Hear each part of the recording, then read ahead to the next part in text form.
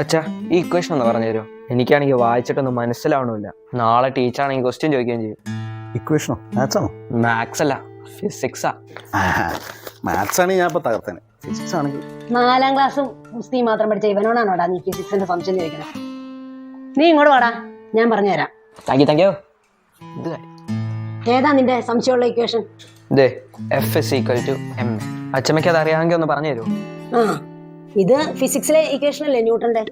ആ അതെ, ഒന്ന് പറഞ്ഞു തരാം അച്ഛമ്മ. ഇതൊക്കെ സിമ്പിൾ അല്ലേ അമ്മനെ, പറഞ്ഞുതരാം. ഈ മണ്ടഗുണാസനൊക്കെ ചോദിക്കണേക്കാളും ഭേദം F = ma. ഇതല്ലേ നിന്റെ ഇക്വേഷൻ? ഇത് കണ്ടുപിടിച്ച ആളുടെ പേര് ന്യൂട്ടൻ, ശരിയല്ലേ? ഇതിനെ 2ആയിട്ട് ഭാഗിച്ച സ്ഥിതിക്ക് നമുക്ക് ന്യൂട്ടനെയും 2ആയിട്ട് ഭാഗിക്കാം. That is nu = 10. മനസ്സിലായോ? ഇംഗ്ലീഷ് അക്ഷരമാലയിലെ എത്രാമത്തെ അക്ഷരമാണ് N? 14.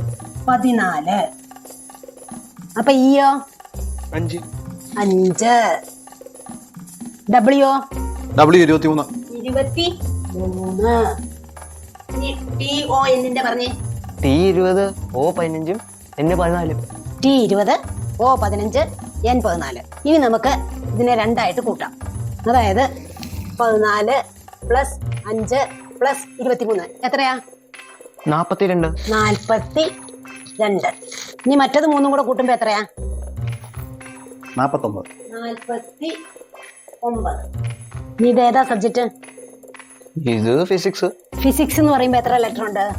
Physics PISIKS 6. PISIK ഇങ്ങോട്ടൊക്കെ 7 ലെറ്റർ. ഇതാണ് ഫിസിക്സിന്റെ സ്പെല്ലിംഗ്. ഫിസിക്സ് മൊത്തം 7 ലെറ്റർ. ഇനി നമ്മള് ഈ 42നെയും 49നെയും 7 കൊണ്ട് ഹരിക്കുന്നു. അപ്പൊ 42 ÷ 7, 49 ÷ 7. മനസ്സിലായോ? മനസ്സിലായി വരുന്നുണ്ട്. ഇത്രേ ഉള്ളൂ ഫിസിക്സ്. അപ്പൊ 42 / 7 = 6. 49 / 7 = 7. അതായത് 6 = 7. പക്ഷെ ഇവിടെ എഫിന്റെ അപ്പുറത്ത് 2 അക്ഷരമില്ലേ? അപ്പൊ നമ്മള് ഇവിടെ ഒരു 7 കൂടെ എഴുതണം. അപ്പൊ എങ്ങനെയായി? 6 = 14. ഈ 14 എന്ന് പറയുന്നത് 13 + 1 അല്ലേ? അപ്പൊ 6 = 13 + 1. മനസ്സിലായോ? ഇനി പറ, ഇംഗ്ലീഷ് അക്ഷരമാലയിലെ 6ാമത്തെ അക്ഷരം ഏതാ? F. മിടുക്കൻ. F. 13ാമത്തെ അക്ഷരം ഏതാ? M. മിടുക്കൻ. M. ഇനി 1ാമത്തെ അക്ഷരം ഏതാ?